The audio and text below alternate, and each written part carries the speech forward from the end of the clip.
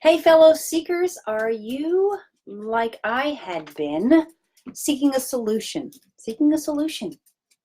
Many of us in today's world grapple, struggle, are under the weight of diabetes or diabetes-related situations. Okay? Any of us in middle age, this gal is 57, when we hit that middle age mark, usually about 45 and above, we start to notice an expanding waistline. What the heck is that all about?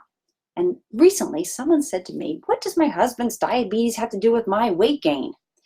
We were talking, and I made the comment that we are all of us, cancer, fibromyalgia, Alzheimer's, diabetes, damn weight gain, even depression, even fibromyalgia, neuropathy, bloatedness, high blood pressure.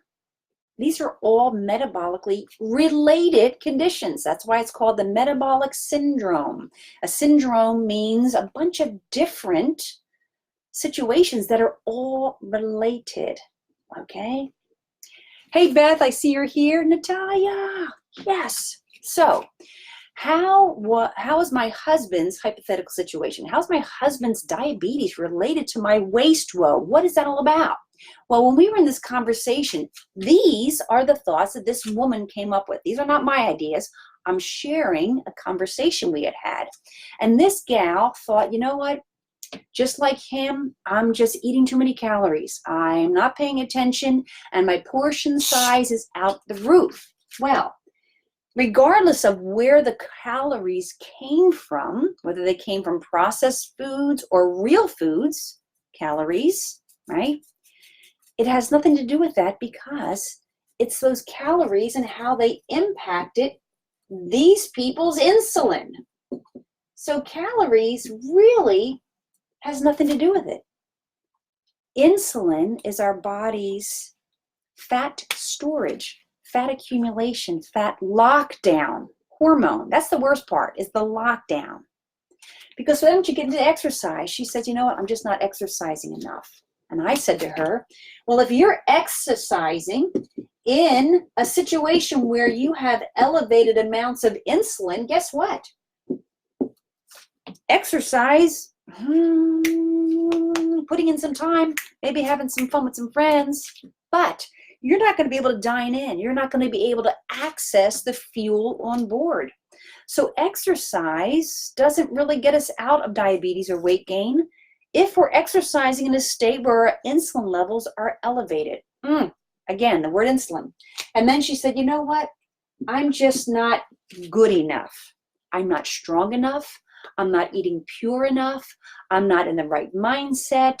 It is a kind of a character flaw. In fact, one of my books, I won't pull it out, kind of talks about that. They make the insinuation that weight has to do with willpower and character. Good grief!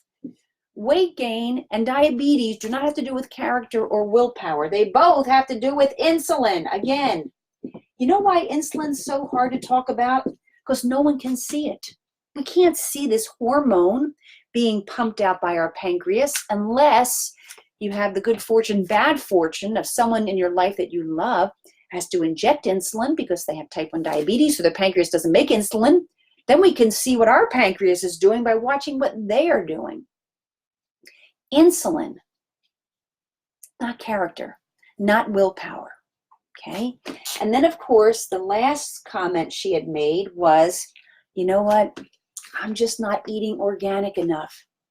I'm just not eating not processed enough. I'm not eating from the farmer's market down the street. I'm not engaging in my community-supported agriculture. All of those things are good things.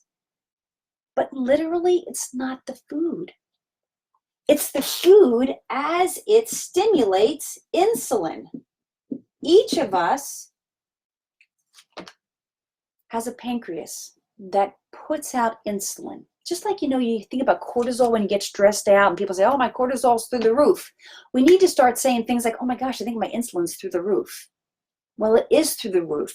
If you're carrying a spare tire around your middle, your insulin is through the roof. If you have diabetes or pre-diabetes, your insulin is going up and through the roof. If you are noticing things like high blood pressure, your insulin is through the roof. It's something called hyperinsulinemia. Blah, blah, blah, blah. These big words we create for something really simple, but it's not so simple when we can't see it, is it? Well, none of these, calories, exercise, character, willpower, nor food choice per se, is the problem. It's insulin. And once you understand the power of insulin, that it actually causes us to accumulate fat through our middle-age years and earlier and beyond, but when we realize we can wield a power on top of that insulin, ooh, that must have been an important thought, that we can wield power on that insulin. You can manage your body's production of insulin, and you can reverse insulin resistance. It can be done. And the pleasiest way to reverse diabetes and to lose weight is simply by forgetting to eat. This is what we teach in our Shift Insiders program. To the point where you're in 3 days, 2 days, 3 hours, you'll say, oh my golly gosh, it isn't any of these things.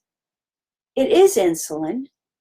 And the fact that you can actually forget to eat doesn't mean we don't eat, but there are hours where we just go because we're not hungry, we're sated. And that weight loss just starts to happen because you can dine in. Okay, guys, I have to get going. I have a class starting in a few minutes. Thank you for stopping by. You are the miracle you're seeking. And yeah, get rid of that middle. Don't be carrying it around anymore. See you next time.